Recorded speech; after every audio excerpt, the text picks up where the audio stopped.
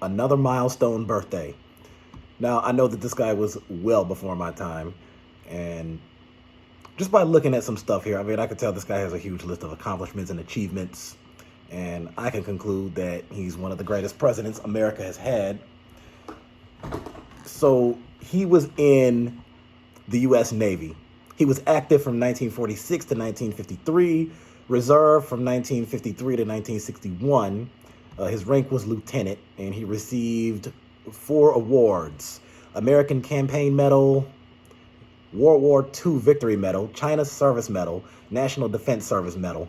And yeah, I have to look this stuff up as I'm going along here because this is way too much to memorize right here. Now, he had 3 major political positions throughout his life, really. He was a state senator in Georgia. He was a state senator there from 1962 to 1966. Now, let me go back to, here we go. He represented the 14th district, and during his time in the state senate, he made significant contributions, particularly in the areas of government reform, civil rights, and education. His time as a state senator laid the groundwork for his later achievements as governor and president. Here are some of his key accomplishments. Government reform and ethics, exposing voter fraud. One of his most notable achievements as a state senator was his role in exposing voter fraud in his district during his first election. After discovering that votes had been illegally manipulated, he challenged the results in court and eventually won, setting an early tone for his career as a reformer and an advocate for clean government. Advocating for government transparency. He pushed for ethical reforms in Georgia politics, including measures to improve government transparency and accountability. He consistently called for higher ethical standards and fought corruption in the state government. Education. Support for education funding. He was a strong advocate for improving education in Georgia, pushing for increased state funding for public schools. He worked to ensure that rural areas, which often lacked resources, received better educational opportunities. Vocational education. He supported the expansion of vocational and technical education programs to provide more opportunities for young people to develop skills that would help them find jobs in the modern workforce. He's got 1 under civil rights. Moderate stance on civil rights. While he was relatively progressive for a Southern politician at the time, he was careful in his approach to civil rights to avoid alienating his more conservative constituents. Okay, kind of a smart move. Nonetheless, he supported the gradual integration of public schools in Georgia and opposed the more extreme segregationist policies that's still prevalent in parts of the South. Rural development and agriculture, support for farmers. Representing a largely rural district, he focused on advocating for Georgia's agricultural communities. He supported policies that provided financial assistance to farmers and promoted rural development to help small towns and farming regions prosper. Workers' rights, state employees' rights. Carter supported measures that improved conditions for state employees, advocating for fair wages and better treatment of public workers. While unions were not a strong force in Georgia politics, he focused on ensuring fairness within the framework of Georgia's labor laws. Fiscal conservatism and economic growth, balanced budgets. He was fiscally conservative and advocated for responsible government spending. He believed in balancing budgets while still providing essential services such as education and infrastructure improvements, especially in undeserved rural areas. That state senate. Now let's look at his tenure as a governor. He was the governor of that state from 1970 to 1974. Healthcare for rural areas. He focused on improving healthcare access, particularly in rural Georgia. He supported the expansion of medical services to undeserved communities, emphasizing the need for more rural hospitals and clinics. Mental health. He worked to reform the state's mental health system by increasing funding and resources for mental health facilities and promoting better care for individuals with mental illnesses. On education, we have school integration and education reform. He supported the peaceful integration of Georgia's public schools during a time when many southern states were resisting desegregation. He was a moderate on the issue of civil rights and worked to avoid violent clashes over school integration. The governor aimed to improve Georgia's education system by increasing funding for public schools and advocating for better teacher salaries and training. He also supported the development of vocational education programs to provide more career opportunities for students. You know, it's amazing that, but then again, there's a part of me that thinks like, okay, this was the 70s, and during that time, Republicans had almost always won a state like Georgia. even though you still have other states that are even more hardcore red, like Alabama, Arkansas, Mississippi, Louisiana, places like that. But then again, it did say that at heart, he was a progressive, but he had to take a moderate approach so he could kind of get the more liberal people. He got most of them, but then still gets a number of his conservative and centrist voters. So that probably is how, and who knows what his Republican candidate was like. I mean, there could have been other factors that led to him winning. I'm not entirely sure. I don't know who he ran against at the time, but I'm sure there's explanations there. Opportunities for student workers and wages. Prisoner reform and work programs. He introduced reforms to the Georgia prison system, including work programs designed to rehabilitate prisoners and give them skills for employment after release. Equal employment opportunities. The governor took steps to promote equal opportunities for minorities and women in the state workforce. His administration worked to combat employment discrimination in state government jobs. Unions and workers' rights. Although Georgia was a right-to-work state, meaning unions had limited power, Carter worked to improve conditions for workers. He emphasized fair treatment for state employees and supported labor rights in ways that were pragmatic, balancing the interests of workers with Georgia's economic development. Jobs and employment. He prioritized economic growth and job creation. His administration promoted industrial development, attracting new businesses to Georgia, which created jobs, particularly in rural areas. He sought to diversify Georgia's economy, moving it away from an over-reliance on agriculture.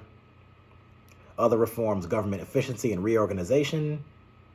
One of his signature achievements as governor was his government reorganization plan, which streamlined Georgia's state government. He reduced the number of state agencies from over 300 to 22, making the government more efficient and saving money. Fiscal conservatism right there. Some of the more right-leaning people should appreciate that. This also helped improve the delivery of services, including education and healthcare. Now, as president, he was president from 1976 to 1980. So he was a one-term president because he ran for re-election in 80 and got beat out by the very popular Reagan at the time. Reagan was one out of 3 presidents to get past 500 in the Electoral College. The other 2 being Richard Nixon and I think FDR. Only 3 out of 46 presidents got past 500 Electoral College. Wow. I think there were some others who maybe possibly got, I think Obama got close to 400 in 2008. I don't know, I could have that wrong. So in healthcare, he supported a national healthcare reform but faced challenges from Congress. He proposed national health insurance plan. His proposed national health insurance plan sought to provide universal health coverage, but it was not passed due to budget constraints and lack of bipartisan support. That means that the Congress was predominantly Republican at the time.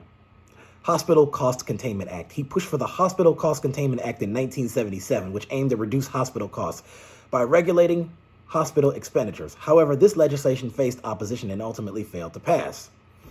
Okay, well, I think we know what the Congress looked like there. No surprise there.